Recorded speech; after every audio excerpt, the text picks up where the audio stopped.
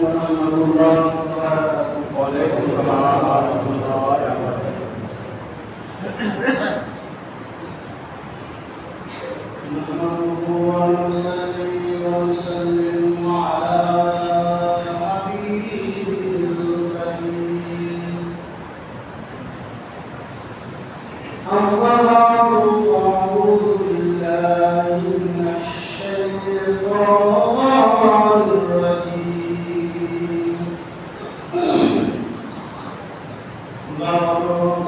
بسم الله الرحمن الرحيم.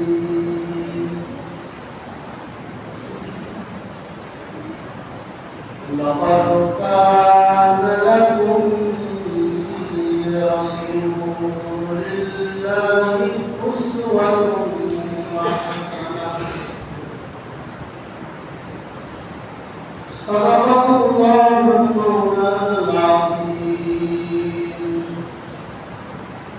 وبلغنا رسوله النبي الأمين المكين الكريم ونحن على ذلك لمن الشاهدين والشاكرين والحمد لله رب العالمين.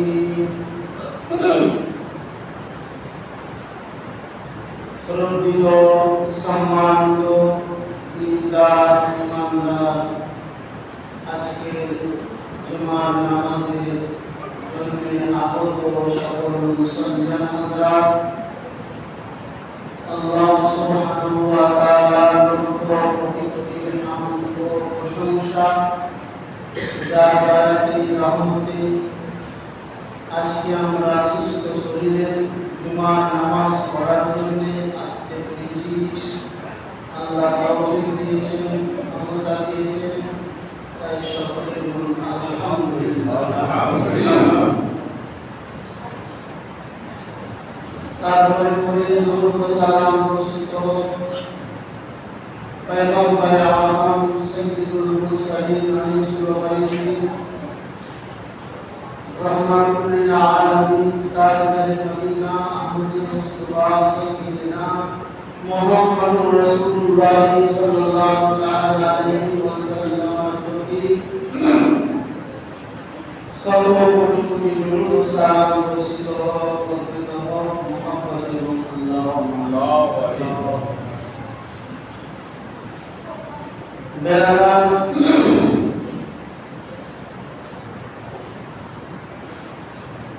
আজকে বর্তমান জামানায় আমরা অনেক মুসিবতে রয়েছি, বিপদে রয়েছি। তো আল্লাহ তাবারাক ওয়া তাআলা বলছেন, যাহারাল ফাসাদু ফিল বাররি ওয়াল বাহরি বিমা কাসাবাত আইদিন নাস। আমরা যদি কোনো মুসিবতে, কোনো বাধাতে, কোনো বিপদে গ্রেফতার হই, আমার আল্লাহ তাআলা বলছেন, ইন্নাল্লাহা লাইসা বিযাল্লামিন লিল আবিদ। আমি আল্লাহ কোনো সময় আমার বান্দার উপরে জুলুম করি না। আর তারা যদি কোনো বিপদে মুসিবতে গ্রেফতার হয়, ভাবতে হবে নিরালায় মুশকিল আমার চড়া কোন জায়গায় ত্রুটি আছে, ভুল আছে। তাহলে আল্লাহ তাবারাক ওয়া তাআলা বলেছেন,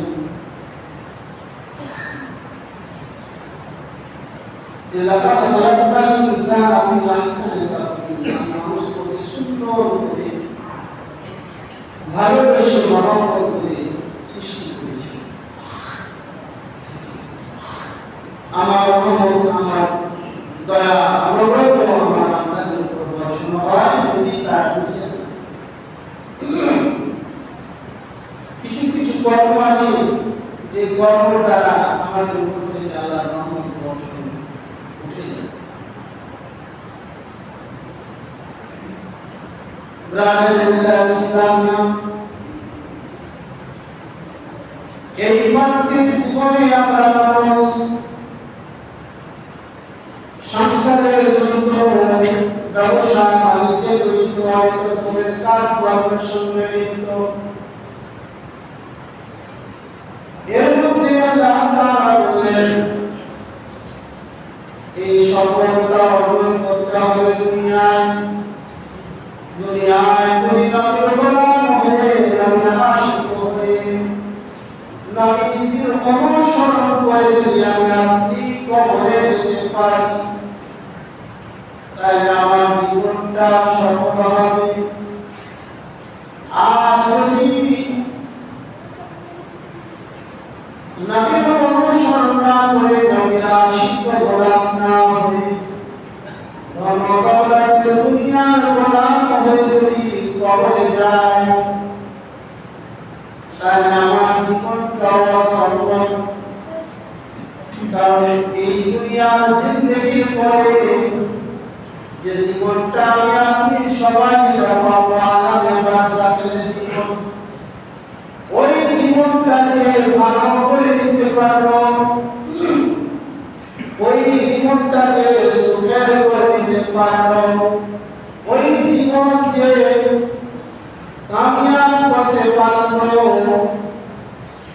সেই হলো প্রকৃত সফলতা অর্জনকারী, সেই হলো নবীর গোলাম, তারাই হলো মুমিন, তারাই হলো জান্নাতি লোক। নিজে শুধু বললাম ইসলাম। আজকে আমি লক্ষ্য করলাম কিছুদিন পূর্বে ইলেকশন গেল, এক সপ্তাহ, অনেকে ভোট দিতে পারেনি, ডিরেক্টর হয়ে গেছে। আমার বাপ, আমার চাচা, আমার ভাই নামের ডিরেক্ট হয়ে গেছে। সবাই মিলে আমরা চিন্তায় পড়ে গেলাম, কি করে আমার ভাই, আমার চাচা, আমার আত্মীয় স্বজনের নামটা লিস্টে আনা যায়, কি করে তাদেরকে বাঁচানো যায়। কারণ তাদের নাম ডিরেক্ট হয়ে যায়, ভারতের নাগরিকত্ব চলে যাবে। ডিটেনশন ক্যাম্প একটা কষ্টের জায়গা, সেই কষ্টের জায়গায় যেতে হবে। মিল্লাত ইসলামিয়া সমগ্র দুনিয়ার জিন্দেগির জন্য আমরা এতটা চিন্তা ভাবনা করলাম, এতটা আমরা ভাবনা চিন্তা করি যে আমাকে যেন ডিটেনশন ক্যাম্পে না যেতে হয়, আমার আত্মীয় স্বজনকে, আমার ভালোভাবে মানতে থাকি। এই জন্য আমরা কত চেষ্টা করলাম, কিন্তু ভাবলাম না একবার এর চাইতে মূল্যবান জায়গা, এর চাইতে দামি জিনিস যেটা হলো আপনার স্থান, সেই স্থানে আপনার আমার আত্মীয় স্বজন পরিবার পরিবর্গ যেন আগামী বারজাখে ইল্লিয়িনে থাকতে পারে। আল্লাহর সুন্দর একটা জায়গা ইল্লিয়িন, ওই ইল্লিয়িনে যাতে বসবাস করতে পারে। সিজ্জিন এমন একটা নরকীয় জায়গা, সিজ্জিন এমন একটা কষ্টের জায়গা, যার তুলনা করা যায় না, যার বর্ণনা করা যায় না।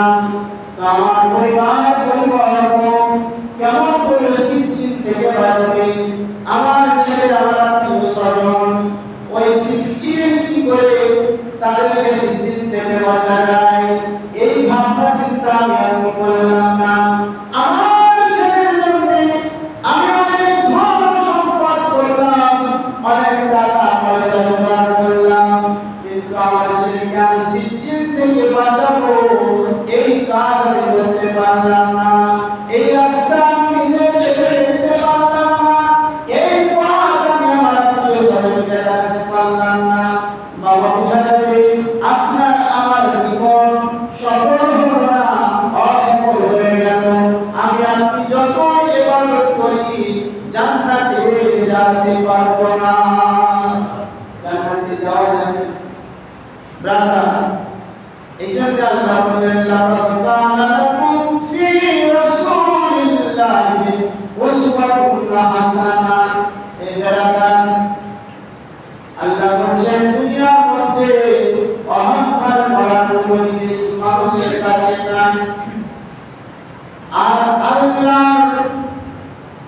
কাছে অভিযোগ করার কোনো জিনিস নাই। যাদের কাছে বলার কাছে আলহামদুলিল্লাহ সুবহান আলহামদুলিল্লাহ ভালো, সেটা যদি হালাল পথে রোজগার করে সঠিকভাবে দুনিয়ায় ব্যয় করে যদি কবরে দিতে পারে, আমার আল্লাহ বলছেন তাদের জন্য কবরটা ফুলের বাগান হয়ে যাবে।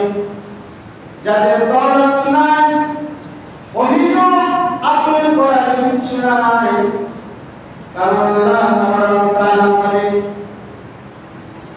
আমি যে সুস্থ সবল শরীর একটা তোমাকে দিয়েছি, হে বান্দা তোমার এই শরীরটা অমূল্য সম্পদ। এই সম্পদ তুমি এরই শুকরিয়া আদা করো। হযরত মুসা আলাইহিস সালামের যুগে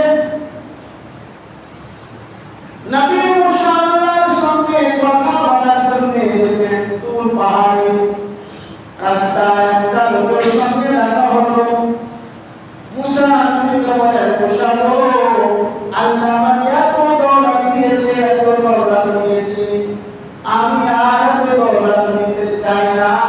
আপনি আল্লাহর কাছে গিয়ে বলবেন আল্লাহ যেন আমাকে আর বড় দৌলত না দেয়। আমার কিছু দূর যাওয়ার পরে আরেকটা লোকের সঙ্গে মুসা নবী সাক্ষাৎ হলো। হযরত মুসা আলাইহিস সালামকে বললেন, ও নবী মুসা, আপনি আল্লাহর সঙ্গে কথাবার্তা বলতে যাচ্ছেন তুর পাহাড়ে, আমার একটু আবেদনটা আল্লাহর কাছে পৌঁছে দিন। বলে কি আবেদন? বলে আবেদন এইটা যে আমি এত অভাবে রয়েছি, এত কষ্টে রয়েছি, এত অসুবিধার মধ্যে রয়েছি, আল্লাহ যেন আমাকে কিছু ধন সম্পদ দেয়। এই দুইজনের আপিল দিয়ে, দুইজনের আবেদন নিয়ে হযরত মুসা নবী চললেন তুর পাহাড়ে। আল্লাহর সঙ্গে সালাম কালাম হওয়ার পরে নবী মুসা বললেন, হে রব্বুল আলামিন, আপনার একটা বান্দা বলেছে এত ধন সম্পদ তাকে দিয়েছেন, আর তার ধন সম্পদের দরকার নাই, আর ধন সম্পদ চাই না। কি করবে তার ধন সম্পদ আর বৃদ্ধি হবে না, ওই ধন সম্পদ আর বাড়বে না, ধন সম্পদের উন্নতি আর হবে না। আমার আল্লাহ বলেন, মুসা, ওই বান্দাকে শুকরিয়া আদা করে তোমার বন্ধ করে দাও।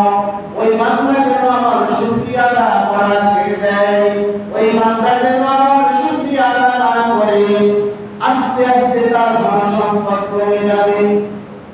হযরত মুসা বলেন, আরেকটা আল্লাহ আপনার বান্দা বলেছে সে অভাবে রয়েছে, কষ্টের মধ্যে রয়েছে, তার কি করে ধন সম্পদ তার কাছে আসবে? গরিব ব্যক্তির কি করে ধন সম্পদ হবে? গরিব ব্যক্তির কি করে ধন সম্পদ পাবে? এই ফর্মুলা আল্লাহ বলে দিচ্ছেন, এই নিয়ম পদ্ধতি আল্লাহ বলে দিলেন। এর সমাজের গরিব মানুষ যারা রয়েছেন, শুধু বাবা আল্লাহর কাছে অভিযোগ করলে হবে না, আল্লাহর দোষ দিলে হবে না। আল্লাহ যে সম্পদ বাড়াবার যে পদ্ধতি করেছেন, ওই পদ্ধতি আপনি অবলম্বন করেন, ইনশাআল্লাহ আল্লাহ তাআলার রহমত হবে, আপনার ধন সম্পদ হবে। কিন্তু আমি তো সেই পথে থাকি না, সেই দুয়ার গেলাম না, সেই রাস্তায় গেলাম না, শুধু বলি যে আল্লাহকে দেখতে পাই না, নাউযুবিল্লাহ মিন যালিক। আল্লাহ এত বড় করেছে মানুষকে, আর আমার খাবার টুকু জুটে না বাবা। তাহলে বুঝতে হবে আমার ভুল রয়েছে, আমার ত্রুটি রয়েছে। আল্লাহ বলেন, ওমা মিন দাব্বাতিন ফিল আরদি ইল্লা আলাল্লাহি রিজকুহা। পৃথিবীর মধ্যে, জমিনের বুকে, আসমানের নিচে এমন কোন সৃষ্টি নাই যাকে আমি আল্লাহ রুজি দেই না। সকলের রুজির দায়িত্ব আমি নিয়েছি। তাহলে তোমার যদি অভাব অনটন হয়, তুমি যদি বিপদে থাকো, হযরত মুসা নবীর কাউকে আচরণ করো। মুসা নবী যখন আল্লাহকে বলল, আল্লাহ আপনার এক বান্দা অভাবে রয়েছে, বিদায় দিচ্ছে, কি করে তার অভাব দূর হবে, কি করে তার অসুবিধা দূর হবে, কি করে তার গরিবী হালাত দূর হবে। আল্লাহ তাআলা বলেন নবী মুসা আপনি জান দিয়ে বলবেন আল্লাহ আমার বান্দাকে আমার বেশি বেশি করে শুকরিয়া আদা করবে, বেশি বেশি করে আমার জন্য শুকরিয়া আদা করবে, আমার রহমত তার উপর বর্ষণ হবে, তার অভাব দূর হবে, তার অসুবিধা দূর হবে, তার গরিবী হালাত দূর হবে। এই কথাটাই আমার আল্লাহ পবিত্র কোরআনে বলেন লাইন শাকারতুম লাযিদান্নাকুম ওয়া লাইন কাফারতুম ইন্না আযাবি লাশাদীদ। এ আমার বান্দা তুমি যদি আমার নিয়ামতের শুকরিয়া আদায় করো আমার তোমার উপর বর্ষণ হবে, আর তুমি কুফরি করো জেনে রাখো আমার আযাব ভয়ঙ্কর, আমার আযাব যখন তোমাকে ধরে নেবে তোমার বাঁচার কোনো উপায় হবে না। আমি যখন কারণকে ধরেছিলাম, আমি যখন আমাকে ধরেছিলাম, আমি যখন নবুকে ধরেছিলাম, আমি যখন ফেরাউনকে ধরেছিলাম, সমস্ত ধন-দৌলত, সমস্ত টাকা পয়সা পাওয়ার ক্ষমতা তাদেরকে বাঁচাতে পারেনি। ইসলামিয়া এই জন্য আল্লাহর শুকরিয়া আদায় করো, আল্লাহ ধন সম্পদ বৃদ্ধি হবে, আল্লাহ রহমতের ছায়া করে থাকবে। কিন্তু ওই কাজটা আমরা করতে পারলাম না। আল্লাহ শুকরিয়া আপনার অভাব অভিযোগ রয়েছে, আপনি যাকে বলেন তাকে না বলে যে আপনাকে উদ্ধার করবে তার বাড়ি না এসে, তার ঘরে না এসে আপনি এখানে ওখানে বর্ণনা করছেন, এতে আপনার আরো ক্ষতি হবে। আপনার অভিযোগ রয়েছে আপনার সৃষ্টিকর্তা পালনকর্তা রব্বুল আলামিনের দরবারে আসেন ওযু বানায়া আপনি মসজিদে দুরাকাত নামাজ পড়ে আল্লাহকে আবেদন করেন, ইনশাআল্লাহ আল্লাহ আপনার অভিযোগ, আপনার বিপদ, আপনার অসুবিধা, আপনার গরিবী হালাত আল্লাহ রাদানি বিল্লাহ ইসলামী। আর যাদের সম্পদ আছে সম্পদকে টিকিয়ে রাখার জন্য আল্লাহর শুকরিয়া আদায় করতে হবে, কোন সময় আল্লাহর না শুকরিয়া আদায় করতে হবে না। আমার কাছে যদি একদিনের টাকা না থাকে তবু আল্লাহর কাছে শুকরিয়া আদায় করতে হবে। মামুন তুমি আমাকে সুস্থ শরীর দিয়েছো, দুইটা হাত দিয়েছো, দুইটা চোখ দিয়েছো, দুইটা পা দিয়েছো, যার ফলে আমি জমিনে বিচরণ করে ঘুরে বেড়াই। আর আমার চেয়ে অনেক অসহায় মানুষ আছে যার একটা টাইম নাই, তার দুটো পা নাই, তার দুটো হাত নাই, তার চোখই নাই। এরকম লোক আছে কিনা সমাজ? বহু লোক আছে। রাধা আর এর শুকরিয়া আদায় করি। হযরতে শেখ সাদি আলাইহির রহমান উনি পারস্যের কবি, পার্সিয়ান কবি, উনি বালুর চর দিয়ে হেঁটে চলে যাচ্ছেন। ও রোদে প্রচুর রোদ, বালুতে পা পড়ে যাচ্ছে, এত গরম পানি বসা বসাকে দিচ্ছে, পা চপ্পল নাই, সাইকেল নাই, সেদিকে আলাদা, সেই যুগের কথা আলাদা। মানুষ খুব বেশি কাঠের ফলক তৈরি করত, কাঠের ফলক তৈরি করে পানি হতো, তবুও কাঠের ফলক সবাই করার ক্ষমতা ছিল না। তো শেখ সাদি আলাইহির রহমান যাচ্ছেন আর আল্লাহ বলছেন মামু এত গরিবী হালাত আমার তুমি করলা যে একটা ফলক আমার পায়ে দিতে না, এই রোদে বালির চলে চলে হেঁটে যাচ্ছি আর পায়ে বসা বসাকে দিচ্ছি। এই অভিযোগ আল্লাহর কাছে করলেন। মসজিদে গেলেন, পারস্যের মসজিদে যখন গেলেন দেখলেন একটা লোকের দুটো পা নাই, সেও মসজিদে বসে বসে আল্লাহ তাআলার জিকির করেছে। আল্লাহ বলেছেন আল্লাহ তোমার হাজার হাজার শুকর যে তুমি আমাকে সুস্থ সবল রেখেছো, আলহামদুলিল্লাহ। শেখ সাদি আলাইহির রহমান সঙ্গে সঙ্গে সাজদায় পড়ে গেলেন, মামুন অন্যায় হয়েছে আমার অভিযোগ করার, আমার যে অসহায় মানুষ মসজিদে বসে আল্লাহ তোমার জিকির করে, তোমার স্মরণ করে, তোমার ইবাদত করে, আর আমি সম্পূর্ণ শরীর নিয়ে হাত পা সুস্থ নিয়ে তোমাকে অভিযোগ করলাম মামুন আমার অন্যায় হয়েছে, এই ভুলের আমি তোমার কাছে ক্ষমা চাই, আল্লাহ তুমি আমাকে মাফ করে দাও। হযরত শেখ সাদি আলাইহির রহমান অভিযোগ করার কিছু নাই, আল্লাহ আমাদের পালনকর্তা সৃষ্টিকর্তা রব্বুল আলামিন, তার শুকরিয়া আদায় করতে হবে। আর নবীর অনুসরণ করে, নবীর আশিক হয়ে জীবনযাপন করে কবরে যদি যেতে পারি আল্লাহ তাআলা আমাদেরকে দিয়ে সুযোগ দিয়ে ইনশাআল্লাহ আমরা কামিয়াব হব। আল্লাহ তাআলা আমাদেরকে আমল করা তৌফিক দান করেন আল্লাহুম্মা আমিন ওয়া মা আলাইনা ইল্লাল বালাগুল মুবিন আসসালামু আলাইকুম ওয়া রাহমাতুল্লাহি ওয়া বারাকাতুহু জিনাত সুন্নাত দাবিয়া আদায় করবেন একজন আদায় করতে এসেছেন ওয়াহিদুজ্জামান হাফিজ সাহেব লালগোলা থেকে উনি আমার পরিচয় বন্ধু জুমার পরে উনি আপনাদের সামনে আসবেন ইনশাআল্লাহ আপনি আপনারা যেটা পারবেন দিন